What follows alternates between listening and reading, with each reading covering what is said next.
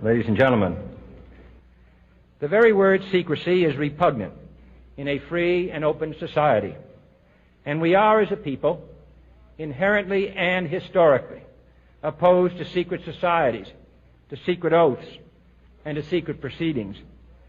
We decided long ago that the dangers of excessive and unwarranted concealment of pertinent facts far outweighed the dangers which are cited to justify it. Even today, there is little value in opposing the threat of a closed society by imitating its arbitrary restrictions. Even today, there is little value in ensuring the survival of our nation if our traditions do not survive with it. And there is very grave danger that an announced need for increased security will be seized upon by those anxious to expand its meaning to the very limits of official censorship and concealment. That I do not intend to permit to the extent that it's in my control. And no official of my administration, whether his rank is high or low, civilian or military, should interpret my words here tonight as an excuse to censor the news, to stifle dissent, to cover up our mistakes, or to withhold from the press and the public the facts they deserve to know. And this is from Azus Revelations that I'll include in the show notes here. Quote, there are various secret societies in the world, all overseen and managed by the black nobility and royal families. Secret societies are brotherhoods and sisterhoods of orders used for infiltration into the rest of society, promoting and engineering organized political agendas, creating subcultures, and used for persecution. Some secret societies include the Freemasonry, Rosicrucian Order, Hermetic Order of the Golden Dawn, Wicca, New Age cults, neo-fascist cults, Scientology, Jesuits, Knights of Columbus, Knights of Malta, Skull and Bones, Shabtai, Kabbalah Society, and others. Organized religions also use secret societies within their churches, temples, and mosques.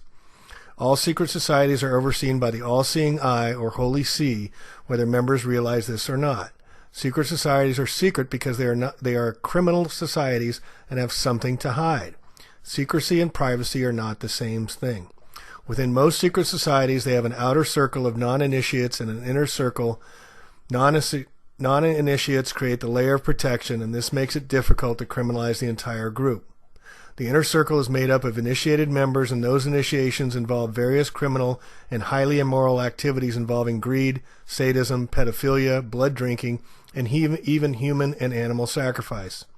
Secret societies are brotherhoods and sisterhoods, and being part of this group normalizes the criminal and immoral initiations. In psychology, this is related to the mob mentality because others are doing these initiations and makes them seem acceptable.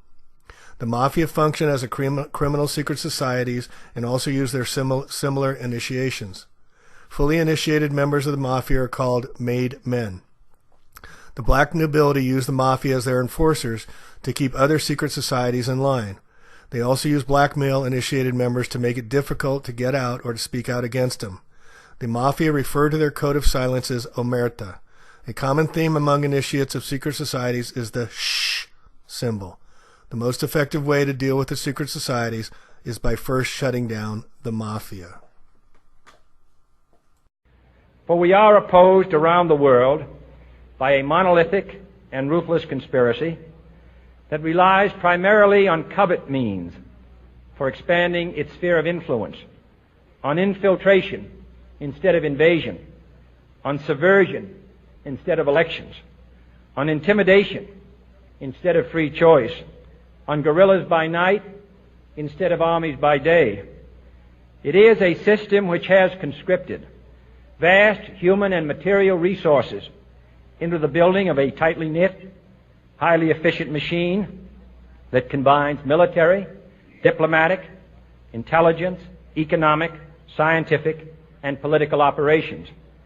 Its preparations are concealed, not published. Its mistakes are buried, not headlined. Its dissenters are silenced, not praised. No expenditure is questioned, no rumor is printed, no secret is revealed.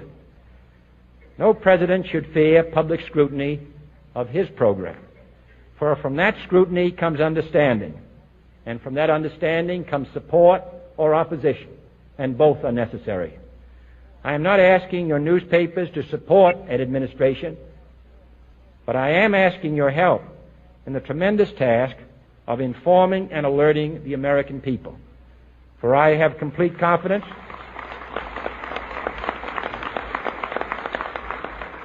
in the response and dedication of our citizens whenever they are fully informed. I not only could not stifle controversy among your readers, I welcome it. This administration intends to be candid about its errors. For as a wise man once said, an error doesn't become a mistake until you refuse to correct it. We intend to accept full responsibility for our errors, and we expect you to point them out when we miss them. Without debate, without criticism, no administration and no country can succeed, and no republic can survive. That is why the Athenian lawmaker Solon decreed it a crime for any citizen to shrink from controversy.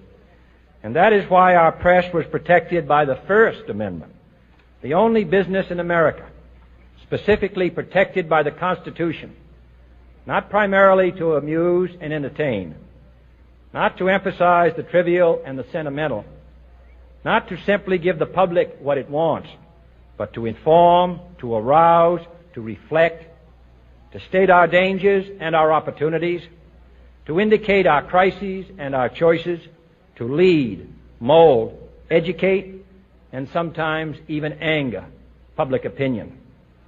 This means greater coverage and analysis of international news, for it is no longer far away and foreign, but close at hand and local. It means greater attention to improved understanding of the news, as well as improved transmission. And it means, finally, that government at all levels must meet its obligation to provide you with the fullest possible information outside the narrowest limits of national security. And so it is to the printing press, to the recorder of man's deeds, the keeper of his conscience, the courier of his news, that we look for strength and assistance, confident that with your help, man will be what he was born to be, free and independent.